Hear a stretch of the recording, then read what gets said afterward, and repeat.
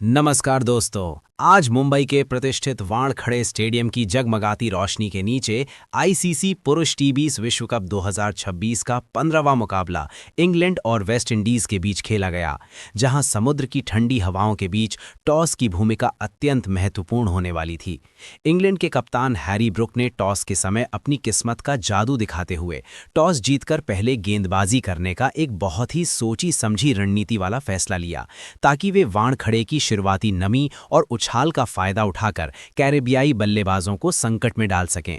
West Indies की ओर से पारी का आगाज करने के लिए कप्तान शाई होप और ब्रैंडन किंग की जोड़ी मैदान पर उतरी, जहां इंग्लैंड की ओर से रफ्तार के सौदागर जोफ्रा आर्चर पहले ही ओवर में अपनी आग उगलती गेंदबाजी के साथ आक्रमण पर तैनात हुए।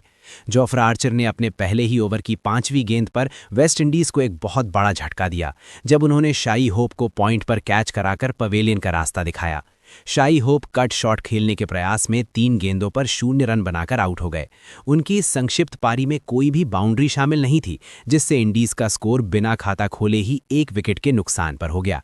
वेस्टइंडीज की मुश्किलें वानखेड़े के इस मैदान पर यहीं खत्म नहीं हुई, क्योंकि इंग्लैंड के चतुर गेंदबाज सैम करन दूसरे ओवर में अपनी सटीक स्विंग गेंदबाजी और बेहतरीन नियंत्रण के साथ आक्रमण पर तैनात हुए और उन्होंने अपनी पहली ही जादुई गेंद पर खतरनाक ब्रैंडन किंग को पवेलियन भेजकर कैरेबियाई खेमे में खलबली मचा दी।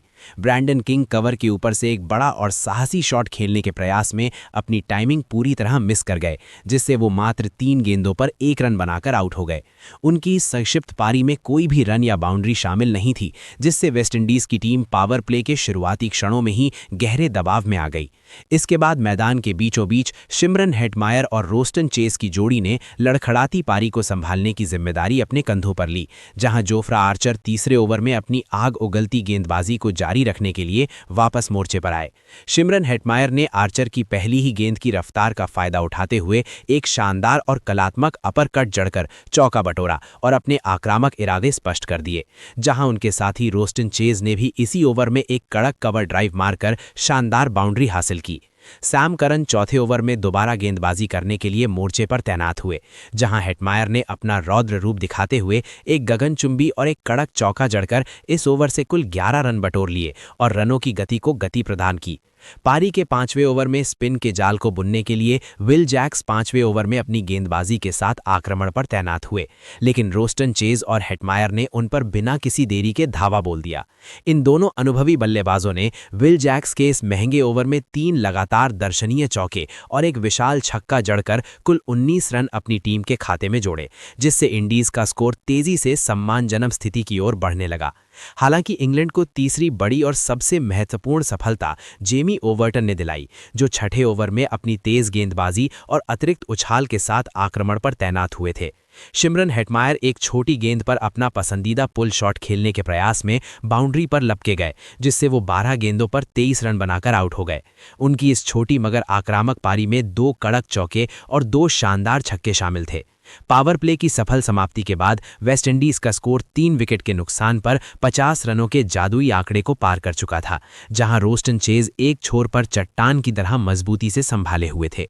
पारी के मध्य ओवरों में नियंत्रण बनाने के लिए जादुई स्पिनर आदिल राशिद 8वें ओवर में अपनी रहस्यमयी फिरकी गेंदबाजी के साथ आक्रमण पर तैनात हुए और उन्होंने अपनी सटीक लाइन से कैरेबियाई बल्लेबाजों को रनों के लिए पूरी तरह तरसा दिया। जेमी ओवर्टन 8वें ओवर में दोबारा अपनी रफ्तार के साथ गेंदबाजी करने के लिए आए, जहां रोस्टन चेज ने अपनी किस्मत के दम पर एक भाग्यशाली चौका जड़कर अपना व्यक्तिगत स्कोर आगे बढ़ाया। हालांकि आदिल राशिद ने खेल के 10वें ओवर में अपनी एक जादुई गुगली पर रोस्टन चेज को पूरी तरह चकमा देकर प्लम्ब एलबीडब्ल्यू कर दिया, जिससे इंडीज को बहुत बड़ा झटका लगा। रोस्टन चेज राशिद की उस गुगली को पढ़ने के प्रयास में पूरी तरह विफल रहे और 29 गेंदों पर 34 रन बनाकर आउट हो गए। उनकी इस संघर्षपूर्ण और महत्वपूर्ण पारी में 6 कड़क चौके शामिल थे।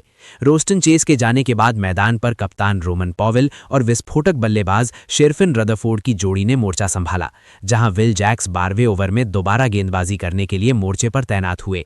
शेरफिन रदरफोर्ड ने विल जैक्स के इस ओवर में अपनी बाहुबली ताकत का प्रदर्शन करते हुए 2 लगातार विशाल जड़कर स्टेडियम में मौजूद हजारों प्रशंसकों को मंत्रमुग्ध कर दिया, जिससे इंडीज की रणगति में एक बार फिर जबरदस्त उछाल आया।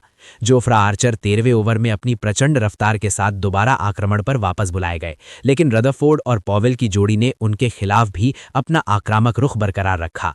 रदरफोर्ड ने आर्चर की एक तेज गेंद पर अपनी कलाइयों का जादू दिखाया और टॉप एज के जरिए एक बाउंड्री बटोरा, जबकि रोमन पॉवेल ने 2 शानदार और कड़क चौके जड़कर इस ओवर से कुल 17 रन निकाल लिए। इंग्लैंड की ओर से स्पिन आक्रमण को जारी रखते हुए लियाम डॉसन 14वें ओवर में अपनी कसी हुई स्पिन गेंदबाजी के साथ आक्रमण पर तैनात हुए, जहां शेरफिन रदरफोर्ड ने उनके सिर के ऊपर से एक दर्शनीय और विशाल जड़कर अपनी बेजोड़ ताकत का लोहा मनवाया। वेस्टइंडीज की पारी अब पूरी तरह से अपनी लय में नजर आ रही थी और एक बहुत बड़े स्कोर की ओर बढ़ रही थी, लेकिन आदिल राशिद 15वें ओवर में अपनी अंतिम उम्मीद के तौर पर दोबारा गेंदबाजी करने के लिए मोर्चे पर तैनात हुए। राशिद ने अपनी एक चतुराई भरी टॉस डब गेंद पर कप्तान रोमन पॉवेल को बड़े शॉट के लिए ललचाया और उन्हें लॉन्ग ऑफ पर खड़े क्षेत्र रक्षक के हाथों कैच कराकर आउट कर दिया। रोमन पॉवेल एक बड़ा हवाई शॉट खेलने के प्रयास में 13 गेंदों पर 14 रन बनाकर आउट हो गए। उनकी इस पारी में 2 कड़क चौके शामिल थे, जिससे इंडीज की पारी एक बार फिर थोड़े दबाव में आ गई।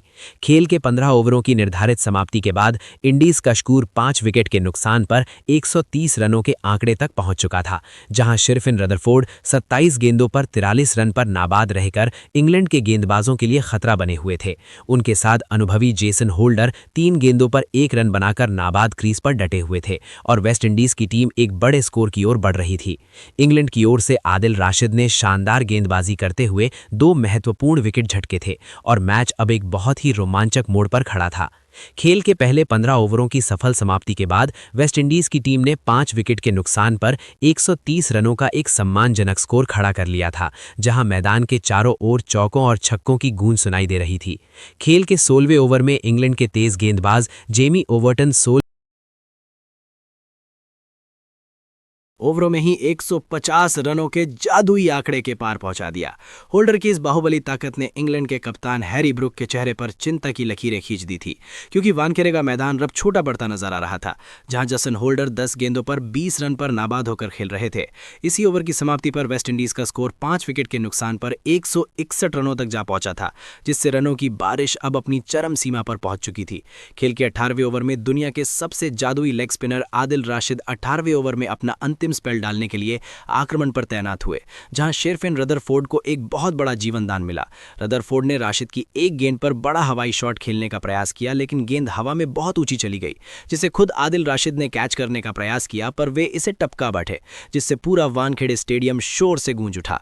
शेरफिन रदरफोर्ड इस जीवनदान का फायदा उठाते हुए 36 गेंदों पर 60 रन पर नाबाद रहकर इंग्लैंड के गेंदबाजों के लिए काल बने हुए थे। खेल के 19वें ओवर में रफ्तार के सौदागर जोफ्रा आर्चर 19वें ओवर में अपनी डेथ ओवर गेंदबाजी का कौशल दिखाने के लिए वापस आक्रमण पर तैनात हुए, जहां जसन होल्डर ने उनकी रफ्तार का बखूबी इस्तेमाल किया। होल्डर ने आर्चर की एक लो फुल टॉस गेंद पर कलात्मक शॉट खेलते हुए चौका बटोरा और टीम के 170 रनों को पूरा किया, जिसके बाद रदरफोर्ड ने भी इसी ओवर में एक शानदार चौका जड़कर दोनों बल्लेबाजों के बीच 50 रनों की महत्वपूर्ण साझेदारी पूरी कर दी। पारी का अंतिम और सबसे विध्वंसक ओवर फेंकने की जिम्मेदारी एक बार फिर जेमी ओवर्टन को सौंपी गई, जो 20वें ओवर में अपनी गेंदबाजी करने के लिए मोर्चे पर तैनात हुए। जसन होल्डर ने इस ओवर की दूसरी गेंद पर अपनी ताकत का लोहा मनवाते हुए लॉन्ग ऑन के ऊपर से एक और गगनचुंबी जड़ा, जिससे स्कोर 190 के करीब पहुंच गया। हालांकि इसी ओवर की चौथी गेंद पर जेमी ओवर्टन ने अपनी शानदार वापसी की और जसन होल्डर को एक और बड़ा शॉट खेलने के चक्कर में बाउंड्री पर लपकवा दिया। जसन होल्डर पुल शॉट खेलने के प्रयास में 17 गेंदों पर 33 रन बनाकर आउट हो गए। उनकी इस प्रलयकारी पारी में एक शानदार चौका और 4 विशाल छक्के शामिल थे, जिसने मैच का पूरा पासा ही पलट दिया था। होल्डर के आउट होने के बाद रोमारियो शेफर्ड बल्लेबाजी के लिए मैदान पर आए और उन्होंने अंतिम गेंदों पर संघर्ष करते हुए वेस्टइंडीज के स्कोर को और आगे बढ़ाया, जहां जेमी ओवर्टन ने रदरफोर्ड को अंतिम गेंद पर एक जीवन दान भी दिया। शेरफिन रदरफोर्ड ने इस ओवर की अंतिम गेंद पर एक और कड़क प्रहार किया और गेंद को सीमा रेखा के बाहर 6 रनों के लिए भेजकर पारी का शानदार अंत किया। वेस्टइंडीज की पूरी टीम ने निर्धारित 20 ओवरों के खेल की अत्यंत सफल समाप्ति के बाद 6 विकेट के नुकसान पर 196 रनों का एक बहुत ही विशाल और चुनौतीपूर्ण स्कोर खड़ा किया, जहां शेरफिन रदरफोर्ड 42 गेंदों पर 76 रन पर नाबाद लौटे। शेरफिन रदरफोर्ड की इस ऐतिहासिक और विस्फोटक पारी में 2 कड़क चौके और 7 शानदार छक्के शामिल थे, जिसने इंग्लैंड के गेंदबाजों के आत्मविश्वास को पूरी तरह से चकनाचूर कर दिया। तो दोस्तों, आपको क्या लगता है, क्या वेस्टइंडीज 196 रन के बर्थडे टारगेट को डिफेंड करके इस टूर्नामेंट में अपनी दूसरी जीत हासिल कर पाएगी? तो दोस्तों, जैसे कि आपने हाइलाइट्स के पूरे वीडियो में देखा, इंग्लैंड वर्सेस वेस्टइंडीज के मैच की एक-एक डिटेल, और सच बताऊं यार कि अब लग रहा है कि वर्ल्ड कप शुरू हो चुका है, क्योंकि जब 2 ऐसी सक्सेसफुल टीमें आपस में भिड़ती है ना, जो वर्ल्ड कप विनर रह चुके हैं, T20 वर्ल्ड कप विनर रह चुकी हैं, तभी मजा आता है। तो मुंबई में मैच है। मैच में वेस्टइंडीज की टीम ने फिर से वही किया जो वो करते आ रहे हैं। भाई, वेस्टइंडीज की टीम को ना बस एक इनिंग चाहिए होती है, अपना स्टाइल स्टेटमेंट दिखाना ही होता है उन्हें, और वो इनिंग आज इन्हें मिली रदरफोर्ड की तरफ से। 42 गेंदे, 76 रन, 180 का स्ट्राइक रेट था इनका थ्रू आउट द इनिंग। इसके बाद जो इनिंग्स थी, एक भी 40 रन से ऊपर नहीं थी। जसन होल्डर 17 गेंदे 33 रन, रस्टन चेज 29 गेंदे 34 रन, सिमरन हेटमायर 12 गेंदे 23 रन। टोटल जब इनका निकला ना, तो 20 ओवर में 196 पहुंच गया स्कोर, और सबको लग रहा था कि भाई बहुत तगड़ा टोटल है।